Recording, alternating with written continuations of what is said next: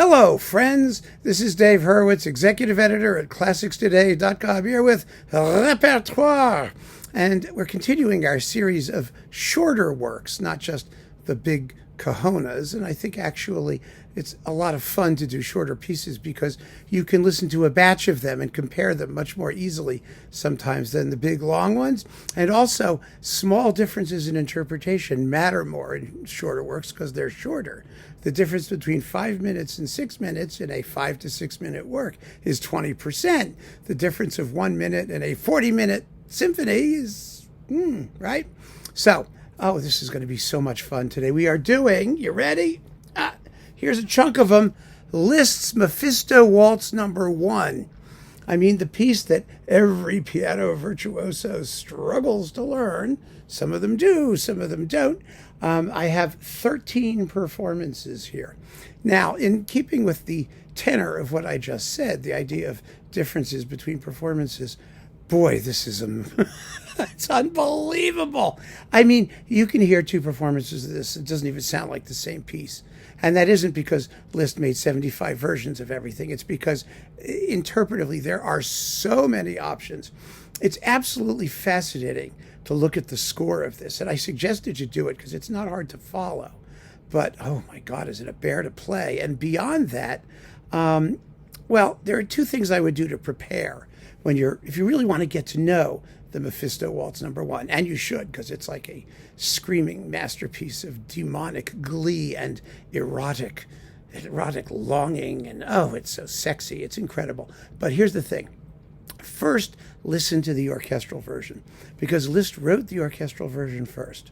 It was originally a concert piece. It's really a tone poem. I mean, it's an 11-minute, 12-minute long tone poem. Liszt didn't class it with his symphonic poems, which he numbered, but it is one. There's no question about that. So keep that in mind and read the poem that inspired Liszt. There are lots of English translations. Just look for The Dance in the Village Inn, because that's what this originally was. I mean, the title is Mephisto Waltz number 1, or The Dance in the Village Inn. I mean, it must have been some village. This is the way they were dancing. Oh, yeah. It's like some tavern. I mean, I hope it's not on Airbnb. I wouldn't stay there. Anyway, the point is that you've got to see the inspiration, because it's a really sick, raunchy episode in the story of Mephistopheles and Faust. I mean, they're at the tavern and they see this dance going on. It's like a wedding celebration or something. And Mephistopheles says, let's go in and have some fun. And he grabs a violin from one of the musicians and tunes himself up. And Faust grabs one of the wenches, and all he can think about is flesh. I mean, it's like, whoa, her breasts, her lips, her fleshy things. And as they dance, it becomes like a scene from, I always see one of those trashy movies, where there's a ball going on, everybody's dancing, and then all of a sudden you focus in on the couple, and everything goes dark, and the other couples all fade away, and the dry ice fog comes flying out from the wings, and they're dancing alone in the mists and the fog, and it's getting very hot and heavy, and I mean, that's what happens, and it just gets more insane as the piece goes on, because it doesn't have a standard form. In fact, the piece isn't a waltz at all. I mean, it's in 3/8 time, and in the orchestral score, Liszt says you conduct it in 4. That is, 4 bars. 1 ta ta ta ta ta ta ta 4 ta ta 1 and a 2 and a 3 and a 4 and a what, like that. So it's really in 12/8, at least for part of it. And then there's that whole central section, which is a slow, steamy thing.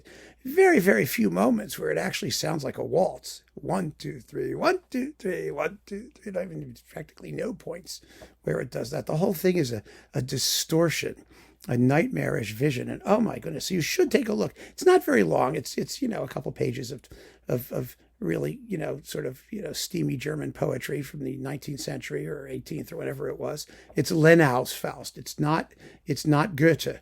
It's Lenau, Lenau. So look up The Dance in the Village Inn from Lenau's Faust English, and you'll get the translation of the whole thing. Or if you have a score, it's usually, now they print it often at the front of it. But whoa, it is a sweaty passage indeed, and it's mirrored fabulously in the music.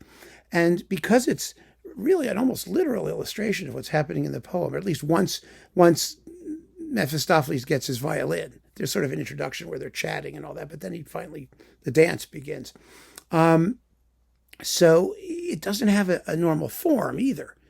You hear the waltz 3 times, the actual main tune, da da da da da da da da da da, that thing.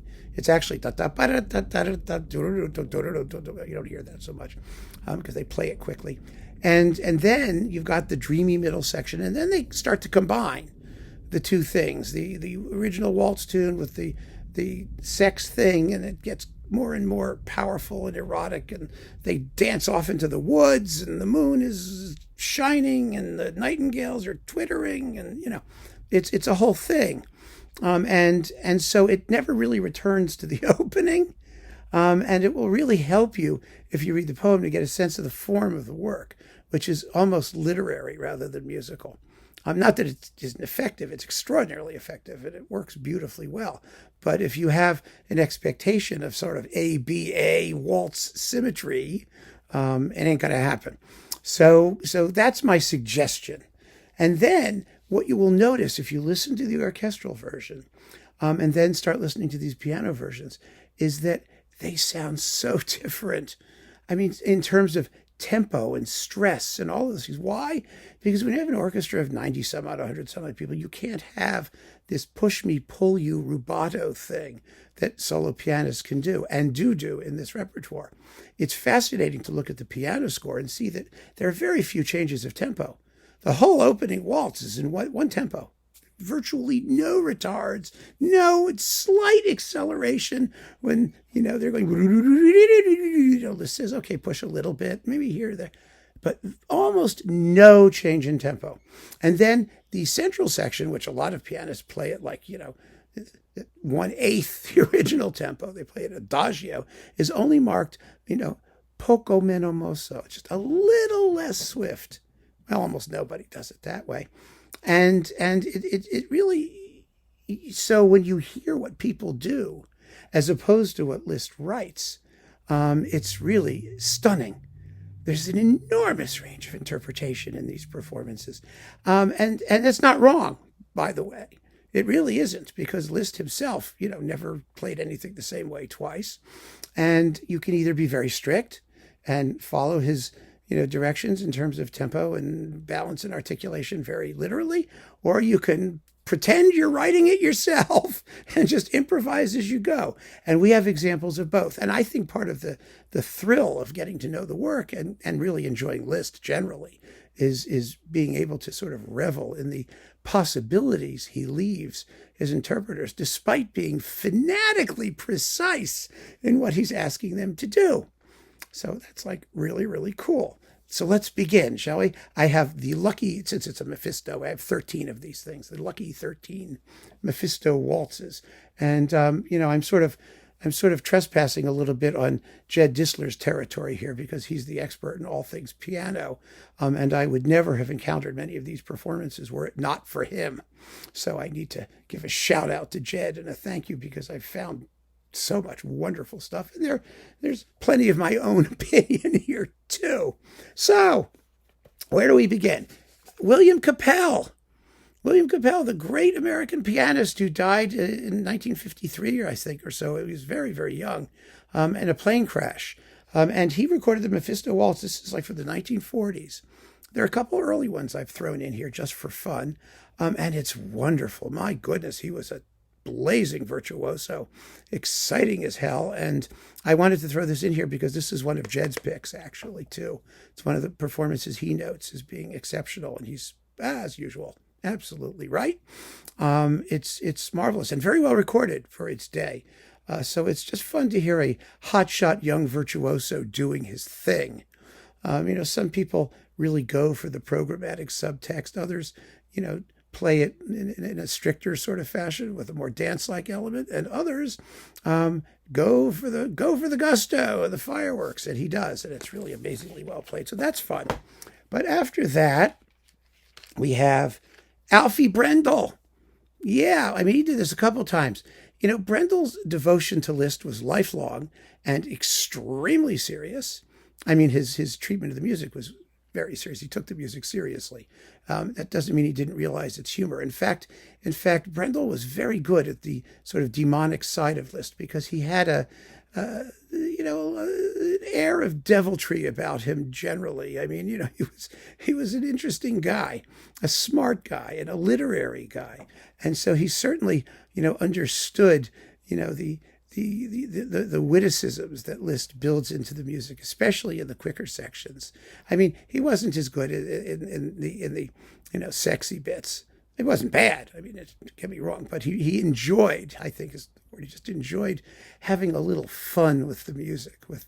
He crunches the grace notes with a little bit of extra zest. And this is his earliest recording. It's on Vox. I don't know the exact date, but I mean, the sound is not fabulous on this disc, but it's a delightful performance, full of piquant touches of spice, and it's delightful. It's mostly in pretty strict time, but he knows when to bend a phrase, and he also adds little hesitations and things in spots they sound very natural. It's a very, very well thought out performance, and it's on Vox here with a lot of his other Listy stuff. Then if you want to have the stricter interpretation, a performance of great lightness and danceability, it doesn't really scare you the way the piece can. It's not evil, but it's phenomenally elegant and effortless and full of even charm. It's Mephistopheles' more ingratiating side, shall we say. It's Minoru Nojima on Reference Recordings. This is like legendary Liszt recording. I've had it for decades. I had this before I even met Jed. I mean, this was one of those things that came out and everyone went, wow! Liszt playing of amazing, amazing technical ability, and it is.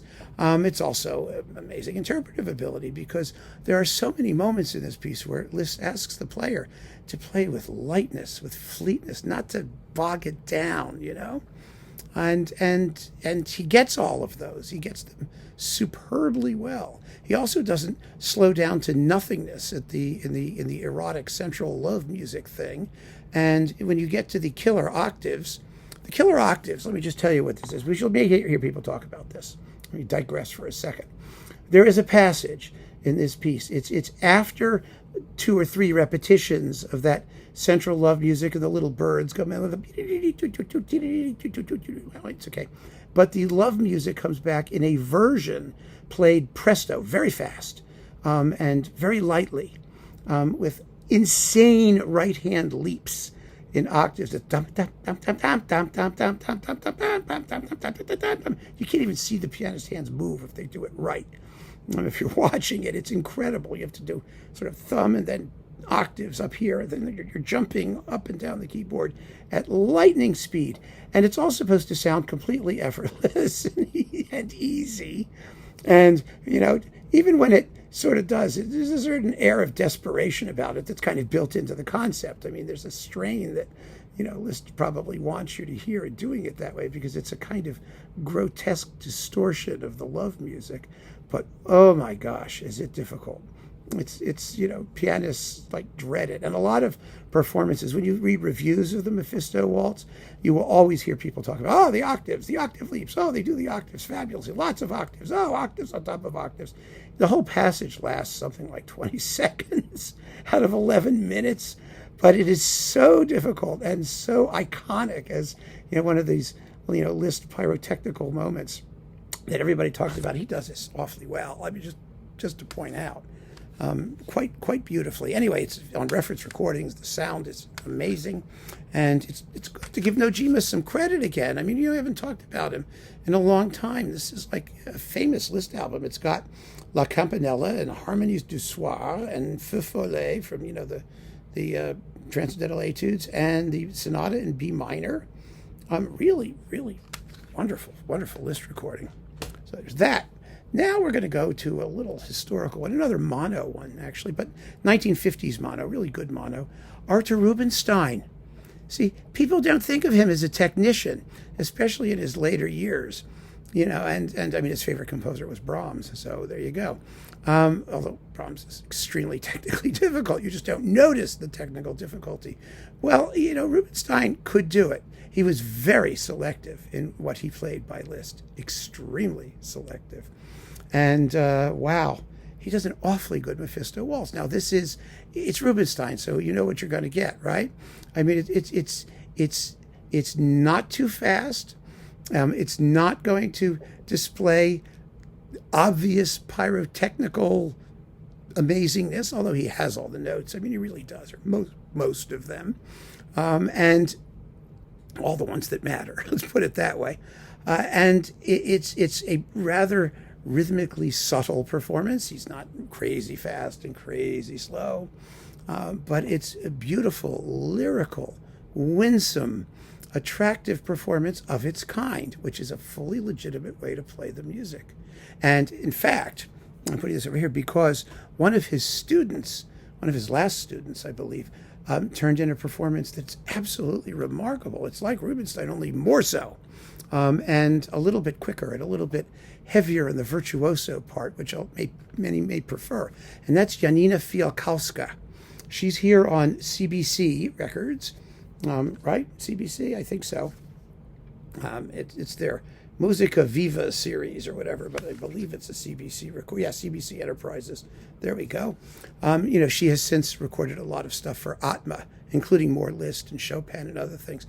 A wonderful artist. I mean, really a first-class artist. And she has sort of that, what you might call Rubinstein's melodic fluency, the elegance, the grace.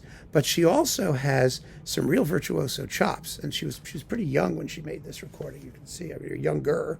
A lot of her stuff has been done in her later period where she didn't have quite the technical facility. But here she's got the chops for it, and it's an extremely exciting performance that's very faithful to the tempo indications and other articulations that Liszt indicates in the score. So it's well worth hearing. I mean, it's sort of a nice reference to sort of triangulate what everyone else is doing. So that's fun. So now I take a little drink. Hang on a minute. Watermelon juice. This is really good, in case you're wondering.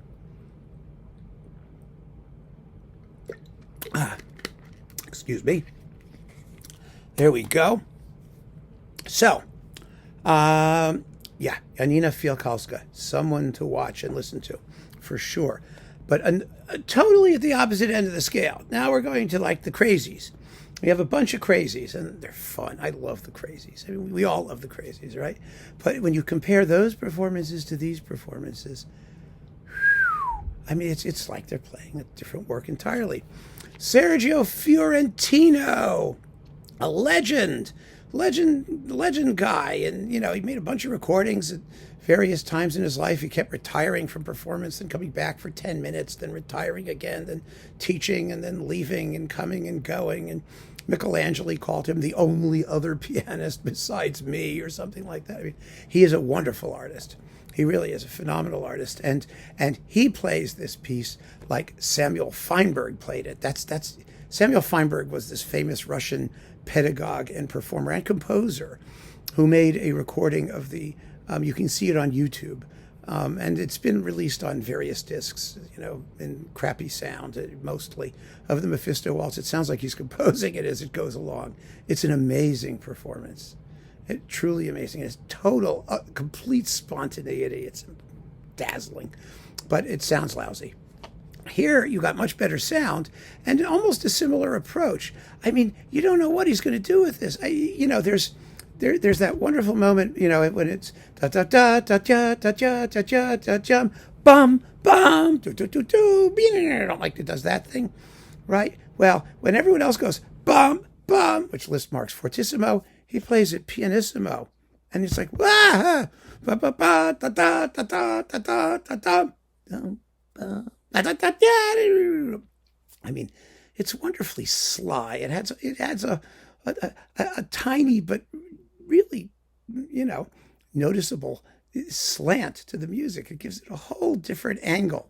and character. The whole performance is like that. It's full of spontaneous things happening, and wonderful fun to listen to. And it's a great version to listen to once you know what the piece sounds like, so that in your mind you can compare in real time what your sort of average view of the work is to what he does. And it's like I said, this is all part of that school of performance. You cannot argue with Liszt performances that are improvisatory or that make free with some of the text, because that's how Liszt operated, and it's, to a certain degree, it's what he expected. And so, yeah, you can do it both ways. It's more dangerous, of course, to sort of do it your own way, to do your own thing, because then, you have to be compared with, first of all, what the printed text is, and second of all, what other people do that works very well following the printed text. One performance that may go over the top a little bit, but I have no taste. You know that. I love it anyway. And that's this one. Cyprian Katsaros, who is, the guru of transcriptions. And actually, this is a transcription. It's a piano arrangement of the orchestral work, although it's independent. I mean, it's not a substitute or make weight. It's an independent organism of its own. Anyway, this is a wonderful disc, by the way, because you get all 4 Mephisto waltzes. There are 4 of them. The 4th was left incomplete at Liszt's death, but it's been edited and made performable. And you also get the bagatelle sans tonalité, the bagatelle without tonality, which is Liszt channeling Schoenberg. And the Benediction de Dieu dans la solitude, and the Mephisto polka. So you get all the Mephisto things. There is a Mephisto polka. There is not a Mephisto rumba, or a Mephisto Macarena, which would be kind of fun, actually. I'd like to hear that. And the variations on Weinen, Klagen, Sorgen, Sagen. So, wow. It's quite the Liszt album. It's on Teldec. Teldec Apex is the cheapy label, but it may still be around. You can probably find it. What a fun Mephisto Waltz this is. This is really, they have here the dance at the Village Inn. Yeah, you really tell it's a Village Inn. This is a real clodhopper thing. The opening of this piece is the devil tuning his violin, right? I mean, it's it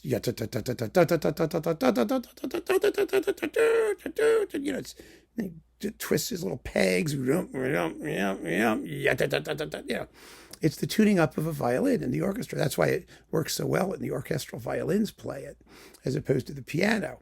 But even that very opening where you're tuning, you can do so much with it. How fast you play it, how much pedal you use, how you articulate the grace notes, like this. Well, boy, is this a clodhopperish dance. I mean, these are peasants, and they're stomping. This is the Mephisto stomp, this performance.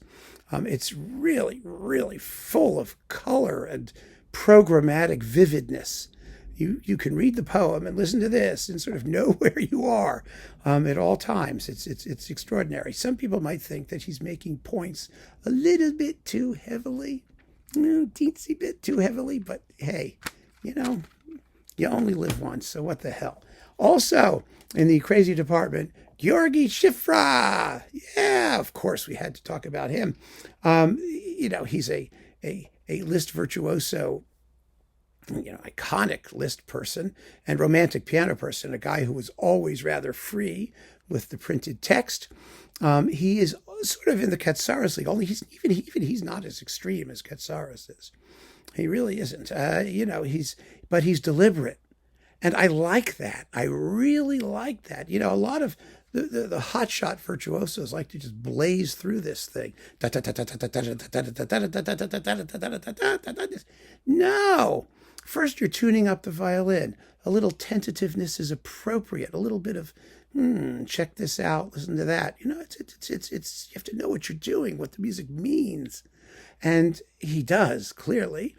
And then when you get to the dance, again, there's virtuosity to burn, but, you want to leave some room, for the work's later stages, too, where things really start to go crazy. You don't have to play the initial dance as if they're desperate and, near death or whatever. Anyway, it's actually a very probing interpretation of the work. One full, again, like Katsaros, with color and character and this sort of improvisational freedom, spur of the moment. I'm having a good time. Hey, let's go, guys. And I love it. So that's on EMI. And so there's that one. Then let's see, we have 1, 2, 3, 4, 5 left. And these 5 are kind of my top picks for, the combination that they bring to the table of both fantasy and freedom and discipline and, all the good things combined. And, it's always what we kind of look for, don't we? A synthesis of all of the elements. We can go to extremes and enjoy those moments for the extreme things they are, but then it's always nice to find somebody who seems to balance it all, to give you the whole enchilada in one package. So, Jorge Bolet, a Liszt, great guy. These performances are all over the place. This particular disc is on a sub-label of Everest Records called Priceless. And this is how I got it. The Everest recording is still hanging around. You can download these things very easily. Alto had a version of this as well, with the 2 piano concertos and some other things. They all have different couplings. But these Everest recordings date from 1960. This is when Bolet was at his peak, technically, because he recorded the Mephisto Waltz twice. He did it here, and then he did it for Decca, where it takes a good minute or two longer. And that's also not a bad performance. It really isn't. But here there's just a freshness and a, easygoing quality that I think, technically, that's really quite special. And the 1960 sonics are perfectly fine. On this disc, you get the first piano concerto with the Symphony of the Air under Robert Irving, the Sonata in B minor, the Mephisto Waltz, and the Hungarian Fantasy. And they're splendid performances. And there's not a lot of Bolet from, until Decca got their hands on him, basically when he was past his prime. I mean, to be honest, it's not that he couldn't get around it. He often did.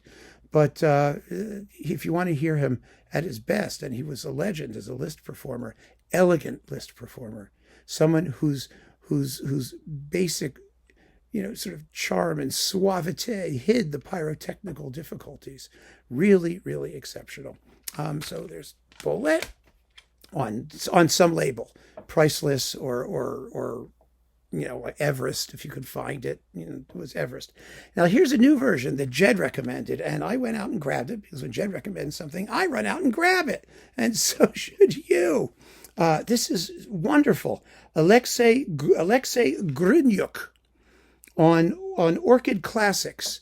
This was reviewed by Jed at classicstoday.com. Feel free to go check out that review. This is a wonderful program. You've got a fabulous sonata in B minor, then the Mephisto Waltz, then the 3 Petrarch sonnets, and La Campanella to conclude.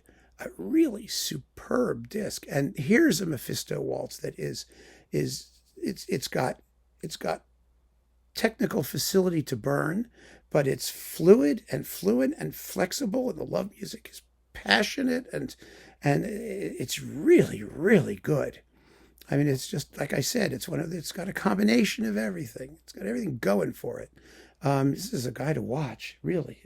Alexei Grinyuk. There you go. Well, I mean, I'm typing these names as they come by, but yeah, definitely worth considering. And then, how could we possibly have a Mephisto Waltz without Richter?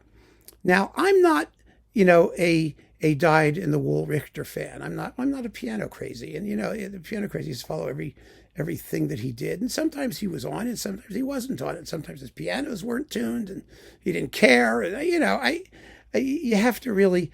I don't have that level of commitment to one person, to put it that way. Any person in the arts world, I think they should always be at their best. And if they're not, well, I don't have to deal with it. Anyway, this is a 1958 live Liszt recital. It's in pretty decent sound. It's quite listenable.